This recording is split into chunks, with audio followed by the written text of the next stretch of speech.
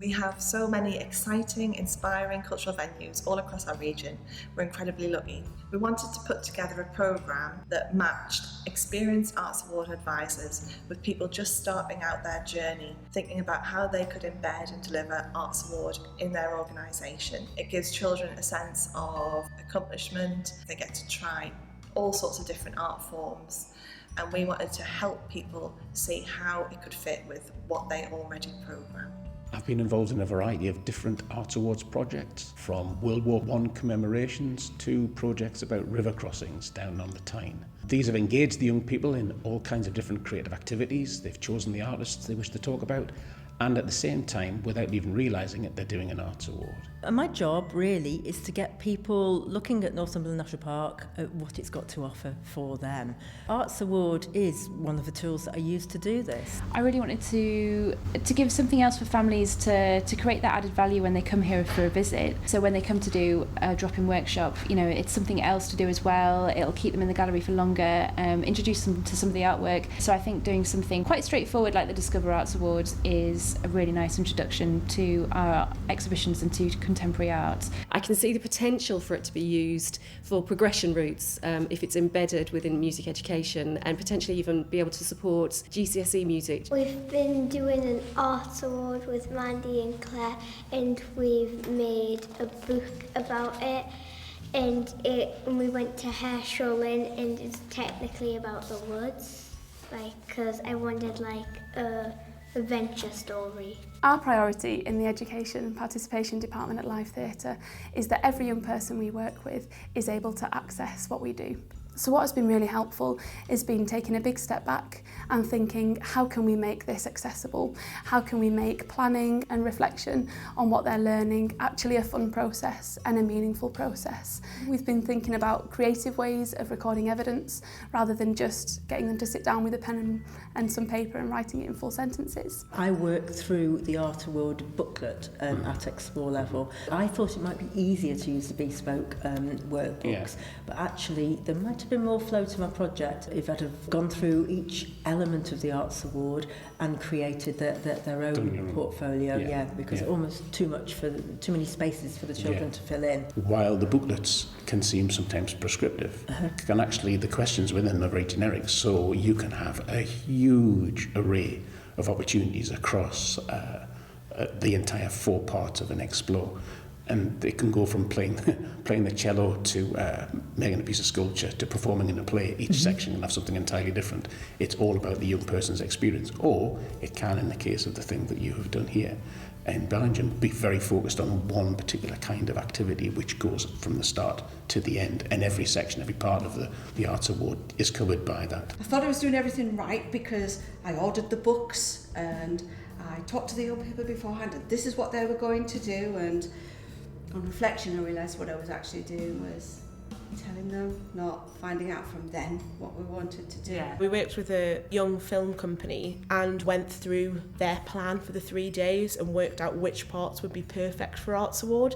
So instead of being like, right, we're doing Arts Award, can you please change your practice and fit exactly with our Arts Award plan? We kind of changed it to fit what they were doing already and just kind of heightened that experience for the young people. I would say that you can always find activities or projects that you're already working on and then see if Arts Award can enhance them. But I think if you're going to embed Arts Award into an existing project, which can be done, it has to fit right. Take it back to creativity and use that and push yourself. And actually, I find myself having loads of fun thinking about ways I can deliver it, especially with different age groups. So thinking about going into a primary school with a group of year 5 kids and thinking, okay, how are they going to enjoy finding out more about an organisation? There are so many more fun ways to find out about an organisation and do research that aren't just sitting on the internet and making a list. We got involved with this project because, being a very small team, I was interested in exploring ways that we could create something that wouldn't take an awful lot of our time. So the booklets that you showed us, which was ones that you've actually produced and you've used with people, were really, really helpful because it gave us a very practical, concrete example of something that was out there that worked. I wanted something that they could almost take away and do independently rather than be reliant on big workshops or anything like that. That would be quite straightforward and easy to deliver, but was also fun and interesting children to do. So I've come up with a booklet that's based very much in our gallery and an activity bench that we have, so that children can access materials and information, look around the gallery and use that for their Arts Award Discover. As a creative leader, as an advisor, as someone who mentors and works with young people, you know how you can get the best out of them. And as long as you've got that Arts Award structure in the back of your head and you know the areas that need to be covered, then use your instinct both in the creative delivery and thinking of ways to deliver it creatively that aren't just sitting and writing. Yeah. Arts Award is about the young people who are doing it and what they get out of it. One of the other things that we did last time when we tried this was that we were giving young people the opportunity to choose their own arts inspiration. But we do have so many arts inspirational people in the building anyway, because we have so many artists, theatre practitioners, directors, writers. So what we were hoping to put together is an arts inspiration menu so that they can choose maybe somebody that's here in the building so that they can have more meaningful time with them, really dig deep and do their research on that person. The two partners I've been working with are really lucky because both of them are based in a real life arts centre and theatre venue. It means that these partners can work with young people in their buildings to get real life work experience, to get real life development. Trying to get everybody in the organisation on board with Arts Award is a really positive thing. So whether it's somebody giving a bit of feedback to a young person on an event that they've put on, or whether it's sharing a skill with somebody who might be really new to something, it makes it a much richer experience for the organisation and for the young person. At every training I do, the resounding thing that comes out when you're delivering this training is, we're already doing this. All right, we haven't got a qualification at the end of it, but this is absolutely what we're doing. And if we can just implement Arts Award just that little bit more and really pull out that evaluative, reflective thinking, which is maybe the bit we might be missing, the work is already being done. And I think that what's great about the Arts Award is that you can manipulate that how you see fit. So if you've got an individual that really, group reflection is going to be quite difficult for that person, you can sit with them. The advisor, it can be one-on-one. You can, if that person equally wants to get up in front of an assembly and reflect to the whole world about their practice, that's also fine. So the reflection can happen in any way you see fit. That's where that inclusivity comes from the award, and it's different at every Arts Award you do. Contact people who are doing it, go and look at examples, find case studies, get inspired, contact your local bridge organisation, get paired up with people who are doing similar things and just see how it's being done. A big thing has been thinking about how we look at what we want a project to achieve on a big scale, what we're wanting those young people to get out of it. We want our young people to have a wonderful experience, to gain incredible skills and to leave excited about their place in the world. It's encouraging children to be proactive rather than reactive, but in a supportive environment, and giving them the systems and the infrastructure to be able to take that risk to go forward and do something. And this photo exhibition is probably a good example of that, because it's done by a 14-year-old who took photographs of a school when it was going through renovation and a rebuild, and now she's being exhibited at an arts venue. When we first did Silver, we had a lot of sitting at desks and writing down things on paper. When we do it again, I think that we will get rid of an awful lot of paper.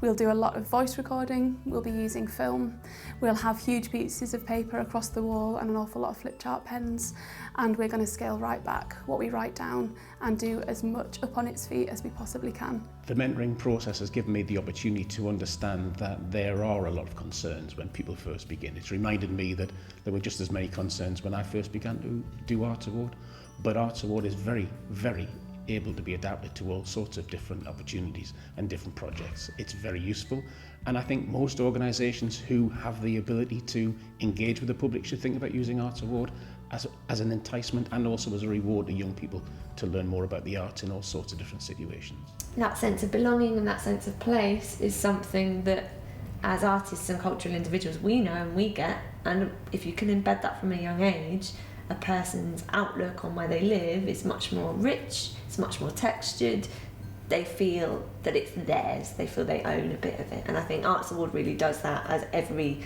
level has a part where you have to explore the arts in your surroundings. Each individual young person should have their own unique experience through Arts Award.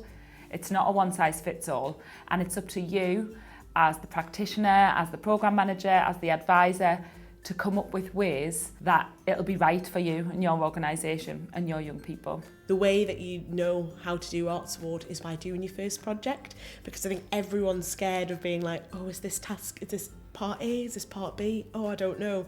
And I think often what happens is people go to training and then never do anything with it. Once you've started Arts Award, then you're already kind of planning your next project. You can kind of see, oh, well, that summer project that I'm doing, that could be perfect for Arts Award. Once you are trained as an Arts Award advisor, there is a wealth of experience and support out there for you. So not only do you have your trainer that trained you, and you can always contact them for those kind of niggling questions that you can't remember what was said in the training, but after that there are regular support surgeries at every level that you can go to have a one-on-one with a trainer or an advisor who has a wealth of experience. And then you've got Culture Bridge, who are there to be at the end of the phone if you've got queries about moderation, about any level of the Arts Award. Often you can feel like you're kind of a lone ranger in delivering Arts Award, but actually there are a whole host of really skilled advisors and people who are ready to give their advice to how you might best be able to deliver Arts Award, who have made mistakes and learnt from them, who have done brilliant things and want to share them, and really learning from other people's experience is fantastic in delivering Arts Award. We went to the Heritage Centre in Belgium and we looked at Kim's work, and there was like a display, but our work's there now. It was very exciting because like it's on display in like a proper place. I think Arts Award is a fantastic way of challenging young people and to help them progress and kind of to show how fantastic they are and how fantastic they can be. I think there is a lot of hesitation on kind of starting an Arts Award. There can be funding challenges, there can be time constraints, thinking, especially with teachers thinking, how much paperwork are we going to have to do? There doesn't have to be that much. I think once you get started, you'll see how fantastic it is and how you can make it work for you. So just go for it. It's been really inspiring hearing from everybody who's taken part in the programme, and we're incredibly excited to see what they go on to do. We hope that you think about how you could embed Arts Award in your programme. Thank you.